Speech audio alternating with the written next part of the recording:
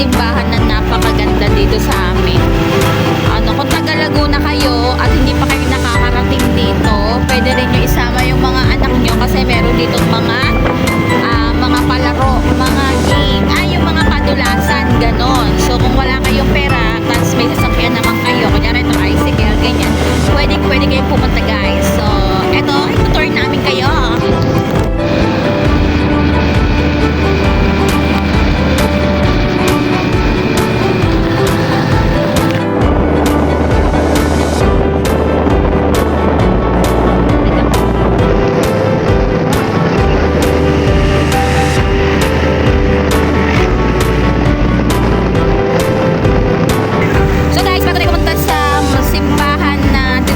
Ko yun yung simbahan ng Magdalena.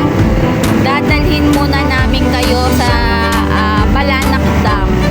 So ito yung featured sa KMJS. So titignan natin kung ano na yung itsura niya ngayon. So from Barangay Sampaloc, Pagsanghan, Laguna, diretsuhin nyo lang to guys. Tapos may makikita naman kayo dyan mga kanto-kanto ng mga boundary na welcome to Barangay Caloosache, Dingen, diretso lang. Tapos dadalhin namin kayo dito sa may Balanak Dam. Tingnan natin kung ano itsura niya after nung mga bagyong daan.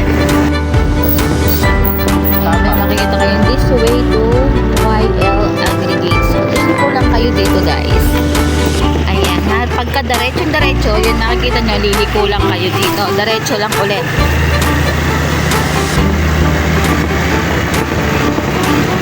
Kasama.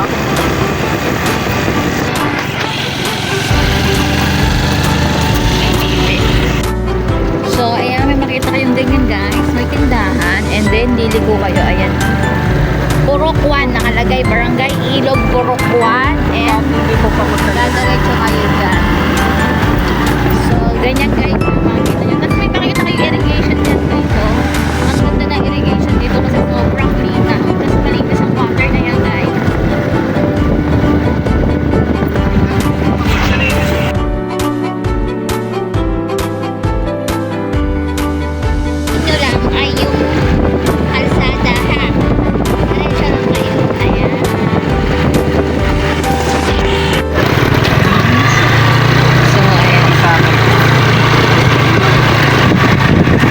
Yung ilog, yung irrigation dito, ang linaw ng tubig niya, no? Ayan, no? So, dati to guys, hindi to sementado. Ngayon, sementado na. Kaya madali na kayong makakapunta kung nakamotorman kayo or nakakotse. So, ganyan na yung itsura niya, guys.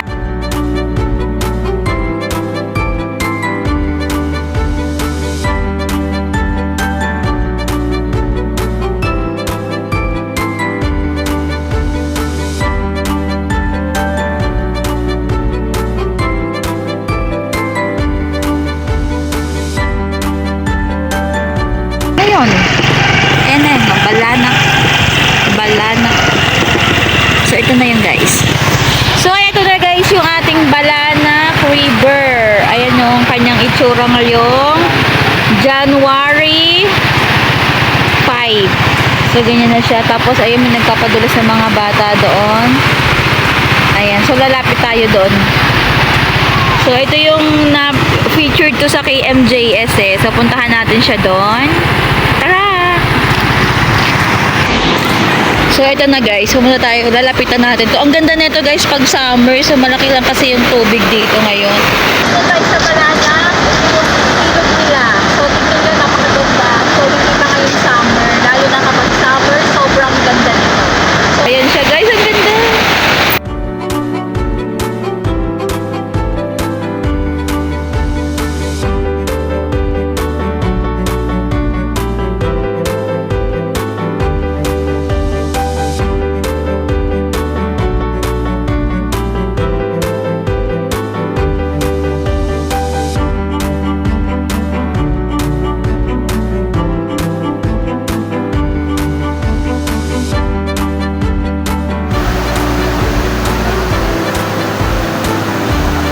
Guys, naliligo dati dyan.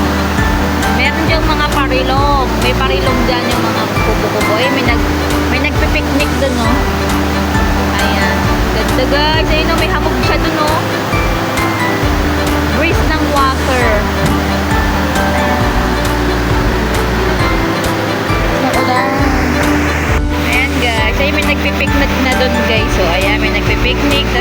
din dito sa baba. Ayan. So, ganyan siya ngayon. So, ayan ang ganda ng kanyang water.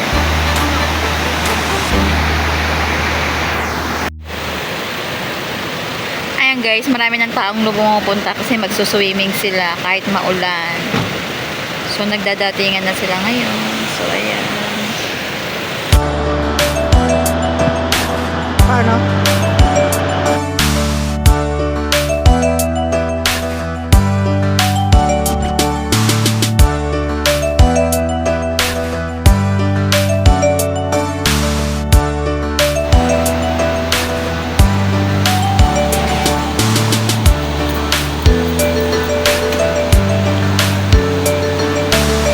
So, yun lang guys. Bye! From Balanak Dam, tapos pupunta na tayo dun sa simbahan na sinasabi ko. So, dito lang kayo liliko sa inyong kaliwa. So, may tagusan na to pa Magdalena. So, maganda yung simbahan dito sa Magdalena, mga Mars. Ito rin yung pinagsushootingan dito minsan eh. So, diretsuhin nyo lang yan, mga Maricoy, ha?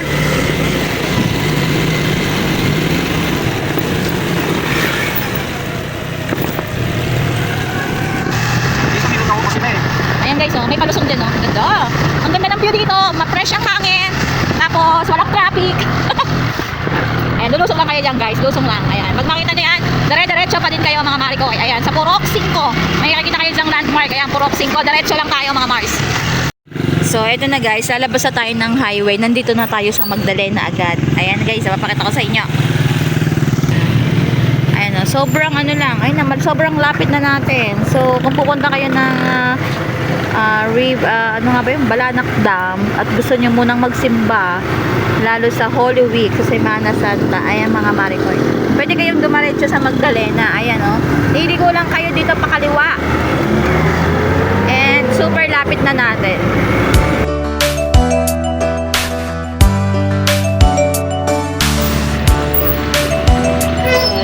Liligo tayo dito. May mga pagkain din dito sa mga gilid-gilid. If gusto nyong magsimba bago kayo mag-swimming, punta muna kayo dito sa Magdalena kasi napakalapit na.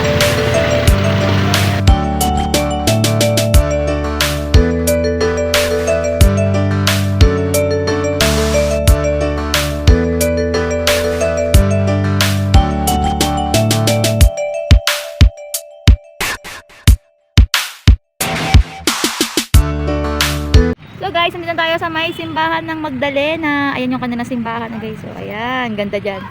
So ito guys, ito may mga damuhan dito. Pwede kayong maupo dyan. Pwede kayong maupo dyan. Medyo maputik lang ngayon kasi tag-ulan nga. Ang ganda dito nung Christmas, maraming ilaw. So pasok tayo sa loob. Ayan guys, so after natin pumunta dito sa simbahan, dadalhin naman namin kayo doon sa mini park para sa mga bata. So ayan guys, kung gusto nyo magsimba, so hindi na tayo mag-video sa loob kasi syempre bilang paggalang na din, 'di ba? At pagrespeto. So ayan yung simbahan ng Magdalena. Napakaganda niyan mga Maricoy. Tapos sa guys, pag summer, super ganda ng mga damong yan. Pwede kayong umupo diyan. So tara na, dalhin namin kayo dun sa mini park sa mga bata. Ayan guys, so pag sa mini park pupunta tayo, lalabas ulit tayo. Pero katabi lang to nito, actually dun yun, no, sa salulong yun. So kung nakamotor kayo, so labas lang kayo.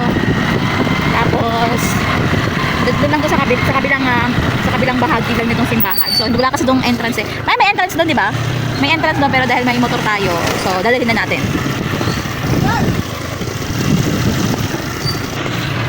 Paglabas nyo, kanan.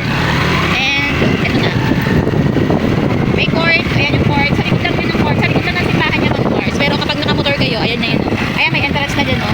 Pero kung may motor kayo or sasakyan, pwede kayong mag-park dito sa gilid ng barangay hall nila. Ayan, dito tayo magpa-park guys. So dito kami namamasyal lagi ng mga junakis namin. Pag kami ay gusto namin mamasyal at wala kaming pera, ayan, dito kami napunta. Ay, may echas. May echas. So ito na guys, mag-entrance na tayo sa mini park ng Magdalena.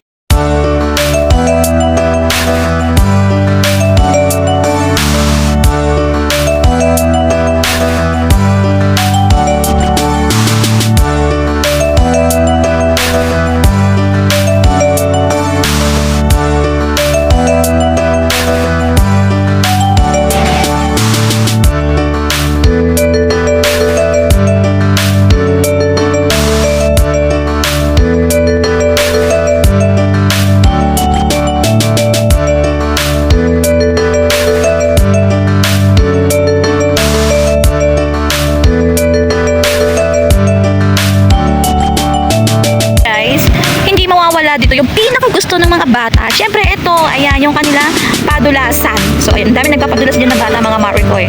So, ayan, yun yung mga gustong-gusto ng mga bagets, yung mga padulasan yung nahihirapan sila. Ayan. So, super ganda dito, mga Maricoy. Kaya kung wala kayong budget, pwede kayo pumunta dito, mamasyal kayo dito. Siyempre, dito na yan sa I Love Magdalena, dito sa Laguna. So, yan yung park dito sa Magdalena after nyong magsimba. So, ayun, actually, dito lang yung simbahan eh. Ayan dyan, lulusot kayo dyan. Eh, dahil nakamotor kami, dinala na namin.